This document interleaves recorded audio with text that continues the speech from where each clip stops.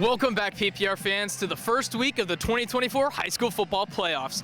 My name is Shane Donovan, and I'm here at Fallbrook High School, where the Warriors will be taking on the Monte Vista Monarchs. Fallbrook is hosting tonight's matchup as the number 5 seed in the Division 5 playoff race, despite not winning a single game. The Warriors faced a tough schedule up to this point in the season, playing a good amount of upper division teams. However, the new playoff format worked in their favor, and they will now be getting to see tonight what they are really made of. On the other sideline, the Monarchs come into tonight with a 5-5 record and snatch the final spot in the Division 5 playoff race. They are led by their star running back, Alexander Villanueva, who not only led the county in rushing yards, but was ranked 74th in the nation with 1,862 yards. A win here tonight would show the rest of the bracket that they are a force to be reckoned with. Well, PPR fans, both teams have a lot to prove tonight, so let's get straight into the matchup. We're going to start off here in the first quarter as the Monarchs have the ball. They're going to snap it and hand it off to Alexander Villanueva, who puts his foot in the ground and is outrunning the Warrior defense. He hits the sideline and is rumbling down into Warrior territory and is going to be taken down around the 15-yard line. That would help set up this QB keeper by Derek Taylor, who would put them up 6-0 here early in the first.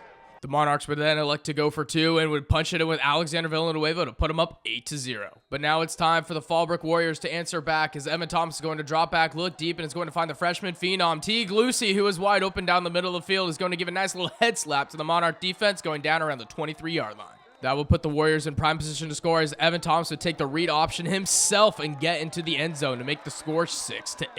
They would then elect to go for 2 as they would hand it off to the big back himself, Grant Hall, who would pound his way into the end zone to tie up the score here early in the first. They would go for the onside kick and recover it, and so now Evan Thomas is going to drop back, throw the fadeaway jumper for Ryder Wood, who is open for the score for Fallbrook. They would elect to go for 2 as Evan Thomas takes the snap and bobbles it. He gets outside of the pocket, is rolling to his left, throws it up for Ryder Wood, but is going to be incomplete, making the score 14-8. But the Monarchs would answer so quickly that we weren't even ready, and Rashawn Florence is going to get into the end zone for Monte Vista.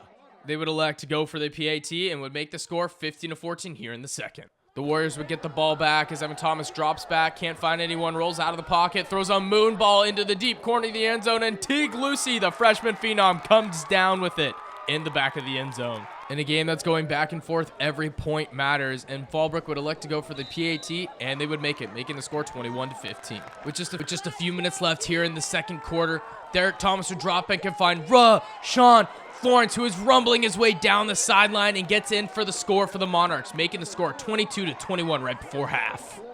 Monte Vista would get the ball here in the third quarter as they would hand it off to the county leading rusher, Alexander Villanueva, who would get into the end zone for the Monarchs. A bad snap would make it 28-21 for Monte Vista, and now it's Fallbrook's turn to answer back as Evan Thomas drops back and finds Ryder Wood, who is open and waltzes his way into the end zone.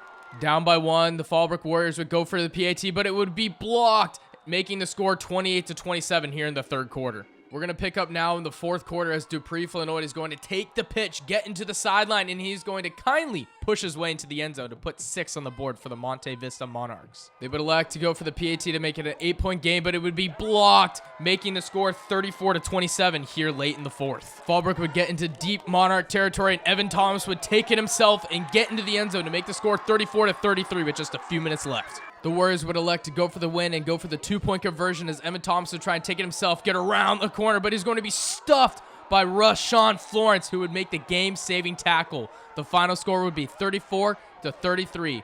After the game, we caught up with Rashawn Florence. What's going on, PPR fans? I'm here with Rashawn Florence. How you doing, man? I'm doing great. You had 2 touchdowns on the night, and you guys got the big win tonight. What does that mean for you guys? I mean, it means so much. We haven't had a playoff win since 2018, and it means so much to bring it back to Monte Vista. I've been grinding with these boys for so long, and everybody counted us out. Even the other team counted us out. Everybody's counted us out, but we keep fighting back, and we keep doing great. How do you guys continue the success into next week? Just work harder and study and watch film and be disciplined. I mean, we just got to study and do hard. We know what they have on the other side of the team, Sir Audrey and all of them, but we're going to stay disciplined and fight to the hard. Hey!